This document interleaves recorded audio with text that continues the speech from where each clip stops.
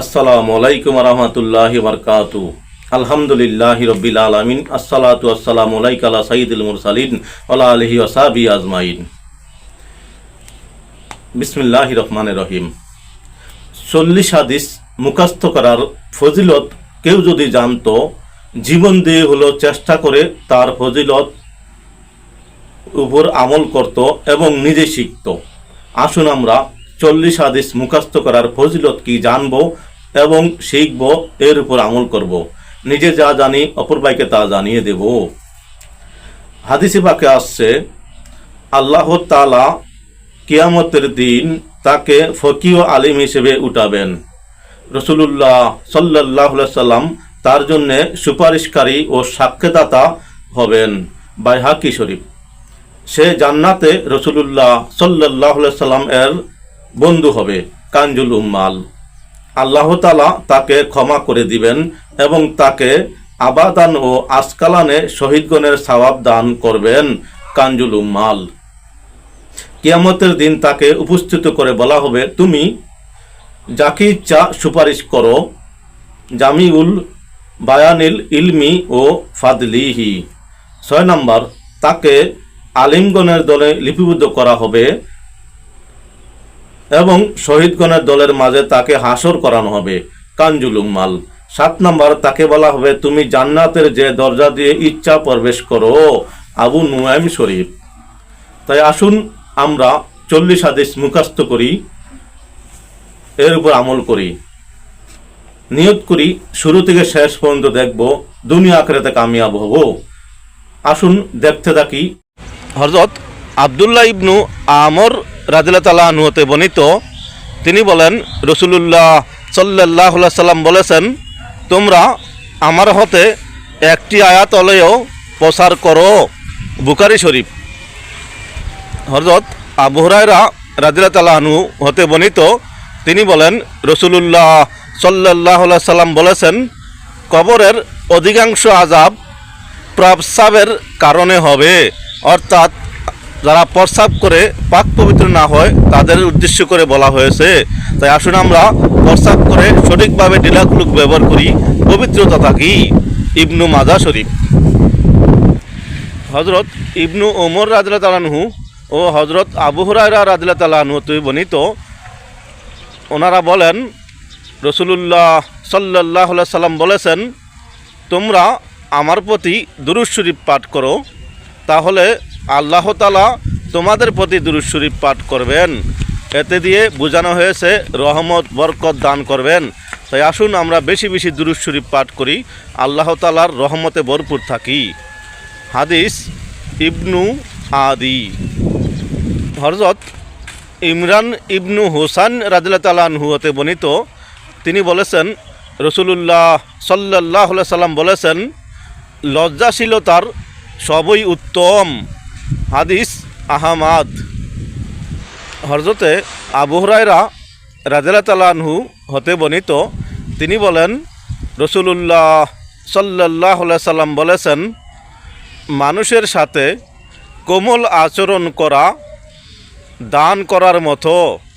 তাই আসুন আমরা মানুষের সাথে কোমল আচরণ করি, দান না করেও দানের নেকি কামিয়ে নেই। ইবনু হিব্বান। হযরতে আবু হুরায়রা রাদিয়াল্লাহু তাআলা আনহু হতে বর্ণিত, তিনি বলেন, নবী করিম সাল্লাল্লাহু আলাইহি সাল্লাম বলেছেন, তোমরা মুমিনের অন্তর্দৃষ্টিকে ভয় করো। হাদিস আবু শায়েক। আসুন আমরা মুমিন বান্দাদের অন্তর্দৃষ্টিকে ভয় করি, গুনাহ থেকে বেঁচে থাকি, নেক আমলের প্রতি আকৃষ্ট হই। হযরতে আবু হুরায়রা রাদিয়াল্লাহু তাআলা আনহু হতে বর্ণিত, তিনি বলেন, নবী করিম সাল্লাল্লাহু আলাইহি সাল্লাম বলেছেন, তোমরা মুমিনের অন্তর্দৃষ্টিকে ভয় করো। হাদিস আবু শায়েক। আসুন আমরা মুমিন বান্দাদের অন্তর্দৃষ্টিকে ভয় করি, গুনাহ থেকে বেঁচে থাকি, নেক আমলের প্রতি আকৃষ্ট হই। হযরত আনাস ইবনু মালিক রাদিয়াল্লাহু তাআলা আনহু হতে বর্ণিত, তিনি বলেন, রাসূলুল্লাহ সাল্লাল্লাহু আলাইহি সাল্লাম বলেছেন, প্রত্যেক মুসলমান নরনারীর জন্য ইলমে দিন শিক্ষা করা ফরজ। তাই আসুন আমরা এর থেকে দূরে না থাকি।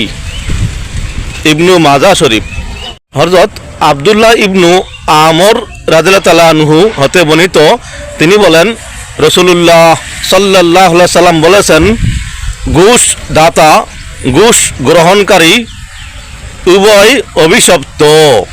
আবু দাউদ শরীফ। হযরত আবু কাতাদা রাদিয়াল্লাহু তাআলা আনহু হতে বর্ণিত,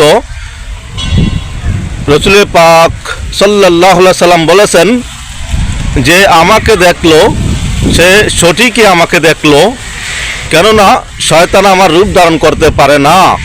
বুখারী শরীফ। হযরত আলী রাদিয়াল্লাহু তাআলা আনহু হতে বর্ণিত, তিনি বলেন রাসূলুল্লাহ সাল্লাল্লাহু আলাইহি সাল্লাম বলেছেন, সর্বোত্তম চিকিৎসা হচ্ছে আল কোরআন। ইবনু মাজা শরীফ। হযরত ইবনু আব্বাস রাদিয়াল্লাহু তাআলা আনহু হতে বর্ণিত, তিনি বলেন রাসূলুল্লাহ সাল্লাল্লাহু আলাইহি সাল্লাম বলেছেন, কেউ যদি হজ করার ইচ্ছা করে সে যেন দ্রুত করে। আবু দাউদ শরীফ। তাই আসুন আমরা শুভ কাজ ভালো কাজ নিয়ত করলে তাড়াতাড়ি করি। শরীফে এসেছে হযরত আব্দুল্লাহ ইবনু সালাম রাদিয়াল্লাহু তাআলা আনহু বলেন, এরপর আমি সালাম দোয়ার জন্য হযরত ওসমান রাদিয়াল্লাহু তাআলা আনহু এর কাছে এলাম। তিনি তখন অবরুদ্ধ ছিলেন। হযরত ওসমান রাদিয়াল্লাহু তাআলা আনহু আমাকে খুশ আমোদের জানিয়ে বললেন, আমি রাসূলুল্লাহ সাল্লাল্লাহু আলাইহি সাল্লামকে গলিতে দেখেছি। তিনি আমাকে বললেন, লোকেরা তোমাকে অবরুদ্ধ করেছেন। আমি বললাম, হ্যাঁ। তিনি জিজ্ঞেস করলেন, তারা তোমাকে পিপাসাত রেখেছে? আমি বললাম, হ্যাঁ। এরপর তিনি আমার দিকে পানি ভর্তি বালতি বাড়িয়ে দিলেন। আমি তৃপ্তি সহকারে পানি পান করলাম, এমনকি আমি এর শীতলতা আমার বুকের মধ্যে অনুভব করছি। এরপর রাসূলুল্লাহ সাল্লাল্লাহু আলাইহি সাল্লাম বললেন, তুমি চাইলে আমি শত্রুদের বিরুদ্ধে তোমাকে সাহায্য করব, আর যদি চাও তাহলে আজ আমার সাথে ইফতার করবে। আমি তার সাথে ইফতার করাকেই পছন্দ করেছি। সে মতে হযরত ওসমান রাদিয়াল্লাহু তাআলা আনহু সেদিনই শাফায়াত বরণ করলেন। এই ঘটনাটি সর্বজনিত হাদিস গ্রন্থসমূহে এর সনদ মওজুদ রয়েছে। হারিস ইবনু আবি উসামা তার মুসনাদে এটি বর্ণনা করেছেন, অন্যরাও বর্ণনা করেছেন। এই হাদিস থেকে গ্রন্থকার রাসূলুল্লাহ সাল্লাল্লাহু আলাইহি সাল্লামকে জাগ্রত অবস্থায় দেখা বুঝেছেন, নতুবা হাদিসটিকে কারামতের মাঝে গণ্য করা ঠিক হতো না। কেননা স্বপ্নে রাসূলুল্লাহ সাল্লাল্লাহু আলাইহি সাল্লামকে দেখা কোনো কারামত নয়, এতে সকল মানুষ সমান। আল হাতি লিল ফাতোয়া লিসুতি খণ্ড 2 পৃষ্ঠা নং 249। হযরতে আবু হুরায়রা রাদিয়াল্লাহু তাআলা আনহু হতে বর্ণিত, তিনি বলেন রাসূলুল্লাহ সাল্লাল্লাহু আলাইহি সাল্লাম বলেছেন, প্রত্যেক জিনিসেরই যাকাত আছে, আর শরীরের যাকাত হচ্ছে রোজা। ইবনু মাজা শরীফ। তাই আসুন আমরা বেশি বেশি রোজা রাখি, শরীরের যাকাত আদায় করি। হযরতে আবু হুরায়রা রাদিয়াল্লাহু তাআলা আনহু থেকে বর্ণিত, তিনি বলেন রাসূলুল্লাহ সাল্লাল্লাহু আলাইহি সাল্লাম বলেছেন, যে ব্যক্তি আমার প্রতি 100 বার দুরূদ শরীফ পাঠ করবে, মহান আল্লাহ তাআলা তাকে ক্ষমা করে দিবেন। তাই আসুন আমরা বেশি বেশি দুরূদ শরীফ পাঠ করি, ক্ষমার অধিকারী হই। হাদিস ইবনু মাজা শরীফ। হযরতে আবু হুরায়রা রাদিয়াল্লাহু তাআলা আনহু থেকে বর্ণিত, তিনি বলেন রাসূলুল্লাহ সাল্লাল্লাহু আলাইহি সাল্লাম বলেছেন, যে ব্যক্তি দুনিয়াতে কোনো মুসলমানের দোষ গোপন রাখবে, হাসরের ময়দানে আল্লাহ তাআলা তার দোষ গোপন রাখবেন। তাই আসুন আমরা অপরের দোষ গোপন রাখি, নিজে গুনাহ থেকে বাঁচি। হাদিস ইবনু মাজা শরীফ। হযরতে আবু হুরায়রা রাদিয়াল্লাহু তাআলা আনহু থেকে বর্ণিত, তিনি বলেন রাসূলুল্লাহ সাল্লাল্লাহু আলাইহি সাল্লাম বলেছেন, তোমরা তোমাদের মুহুষ্য লোকদেরকে লা ইলাহা ইল্লাল্লাহ এর তালকিন দাও। মুসলিম শরীফ। হযরতে আবু হুরায়রা রাদিয়াল্লাহু তাআলা আনহু থেকে বর্ণিত, তিনি বলেন রাসূলুল্লাহ সাল্লাল্লাহু আলাইহি সাল্লাম বলেছেন, দুনিয়া হচ্ছে মুমিনদের জন্য কারাগার আর কাফিরদের জন্য হচ্ছে জান্নাত। তাই আসুন আমরা মুমিন হতে চালে আল্লাহ তাআলার শুকরিয়া আদায় করি। মুসলিম শরীফ। হযরতে আবু হুরায়রা রাদিয়াল্লাহু তাআলা আনহু থেকে বর্ণিত, তিনি বলেন রাসূলুল্লাহ সাল্লাল্লাহু আলাইহি সাল্লাম বলেছেন, আল্লাহ তাআলা যার কল্যাণ কামনা করেন তাকে গভীর দ্বীনের জ্ঞান দান করেন। তাবরানী শরীফ। হযরতে আবু হুরায়রা রাদিয়াল্লাহু তাআলা আনহু থেকে বর্ণিত, তিনি বলেন রাসূলুল্লাহ সাল্লাল্লাহু আলাইহি সাল্লাম বলেছেন, আলিম ও আবিদের মাঝে ৭০টি মর্যাদার ব্যবধান রয়েছে। তাই আসুন আমরা আলেমদেরকে শ্রদ্ধা করি, আল্লাহ তাআলার কাছে নৈকট্যতম হই। আবু নুয়াইম শরীফ। হযরতে আবু হুরায়রা রাদিয়াল্লাহু তাআলা আনহু হতে বর্ণিত, তিনি বলেন রাসূলুল্লাহ সাল্লাল্লাহু আলাইহি সাল্লাম বলেছেন, অধিক কোরআন তেলাওয়াতকারী মানুষের মধ্যে সর্বোত্তম ইবাদতকারী। দাইলামি শরীফ। তাই আসুন আমরা বেশি বেশি তেলাওয়াত করি। হযরত আনাস রাদিয়াল্লাহু তাআলা আনহু হতে বর্ণিত, রাসূলুল্লাহ সাল্লাল্লাহু আলাইহি সাল্লাম বলেছেন, তোমাদের নিকটাত্মীয়দের সাথে সদ্ব্যবহার করবে। ইবনু হিব্বান। তাই আসুন আমরা নিকটাত্মীয় সকলের সাথে সদ্ব্যবহার করি। হযরত আব্দুল্লাহ ইবনুজ জুবাইর রাদিয়াল্লাহু তাআলা আনহু হতে বর্ণিত, তিনি বলেন রাসূলুল্লাহ সাল্লাল্লাহু আলাইহি সাল্লাম বলেছেন, তোমরা বিবাহকে প্রচার করো, অর্থাৎ সকলকে জানিয়ে দাও। হাদিস হাকিম। হযরত ইমরান ইবনু হুসাইন রাদিয়াল্লাহু তাআলা আনহু হতে বর্ণিত, তিনি বলেছেন রাসূলুল্লাহ সাল্লাল্লাহু আলাইহি সাল্লাম বলেছেন, লজ্জাশীলতার সবই উত্তম। হাদিস আহমদ। হযরতে আবু হুরায়রা রাদিয়াল্লাহু তাআলা আনহু হতে বর্ণিত, তিনি বলেন রাসূলুল্লাহ সাল্লাল্লাহু আলাইহি সাল্লাম বলেছেন, মানুষের সাথে কোমল আচরণ করা দান করার মতো। তাই আসুন আমরা মানুষের সাথে কোমল আচরণ করি, দান না করেও দানের নেকি কামিয়ে নেই। ইবনু হিব্বান। হযরত আবু বকর রাদিয়াল্লাহু তাআলা আনহু থেকে বর্ণিত, তিনি বলেন রাসূলুল্লাহ সাল্লাল্লাহু আলাইহি সাল্লামকে বলতে শুনেছি যে যারা বদর যুদ্ধে অংশগ্রহণ করেছে তাদেরকে জান্নাতের সুসংবাদ দাও। হাদিস আসাকির।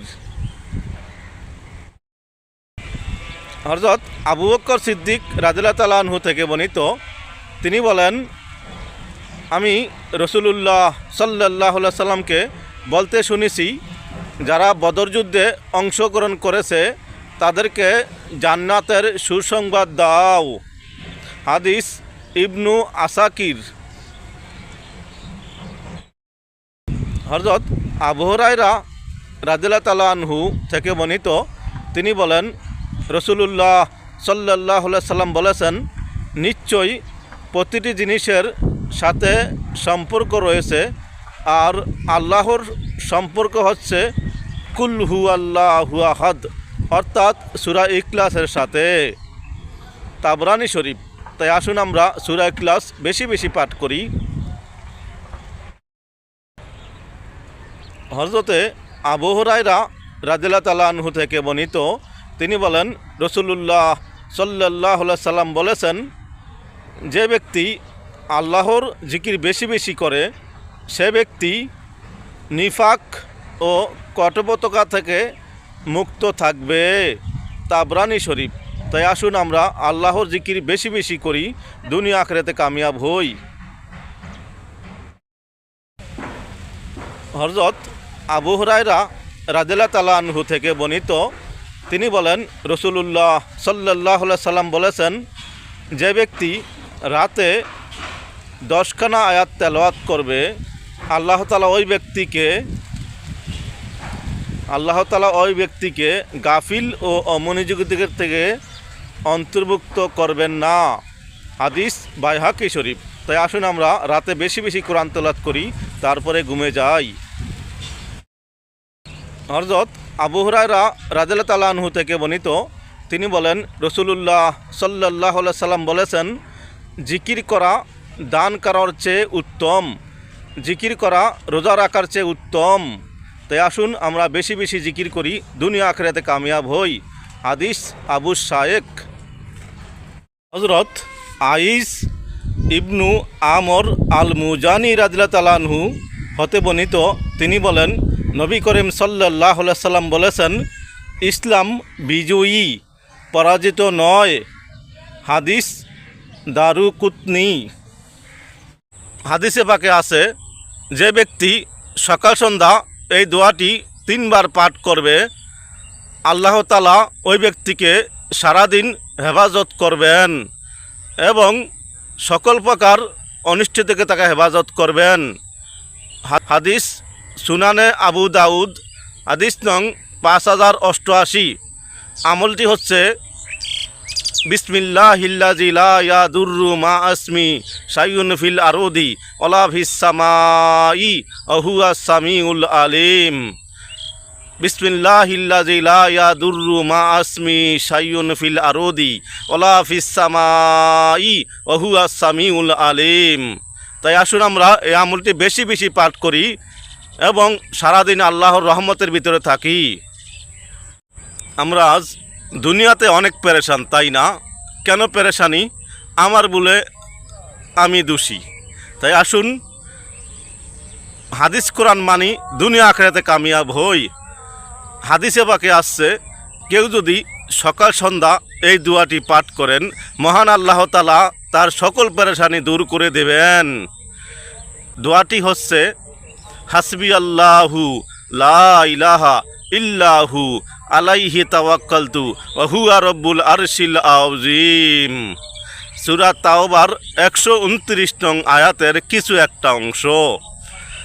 নিয়ম হচ্ছে ফজরের পরে 7 বার, মাগরিবের পরে 7 বার এই আমলটি করুন, ইনশাআল্লাহ সকল পেরেশানি দূর করে দিবেন আল্লাহ তাআলা। যে ব্যক্তি অজুর শুরুতে এই ছোট্ট বাক্যটি পাঠ করবে, ওই ব্যক্তি এত নেকি কামাবে যা ধারণা করা সম্ভব না। হাদিস বাক্যে আসছে, কেউ যদি অজুর শুরুতে বিসমিল্লাহি আলহামদুলিল্লাহ পাঠ করে, যতক্ষণ তার অজু থাকবে ফেরেশতারা ততক্ষণ তার জন্য নেকি লিখতে থাকবে। তাই আসুন আমরা এই পবিত্র বাক্যটি পাঠ করি, অতি নেকি কামিয়ে নেই। হাদিস তাবরানি শরীফ। হাসরের ময়দানে নেকি পাওয়ার অনেক কঠিন হয়ে যাবে যদি আমাদের নেকি না থাকে। তাই আসুন দুনিয়া থাকা অবস্থায় বেশি বেশি নেকি কামিয়ে নেই, অজু অবস্থায় থাকি, দুনিয়া আখিরাতে কামিয়াব হই। সম্মানিত ভিউয়ার্স, উপকার মনে হলে সাবস্ক্রাইব ও ফলো করতে ভুলবেন না। আসসালামু আলাইকুম ওয়া রাহমাতুল্লাহ। হযরত আব্দুল্লাহ বিন আউফা রাদিয়াল্লাহু তাআলা আনহু হতে বর্ণিত, তিনি বলেন রাসূল সাল্লাল্লাহু আলাইহি সাল্লাম বলেছেন, যে ব্যক্তি এই পবিত্র বাক্যটি একবার পাঠ করবে, আল্লাহ তাআলা তাকে 20 লক্ষ নেকি দিবেন।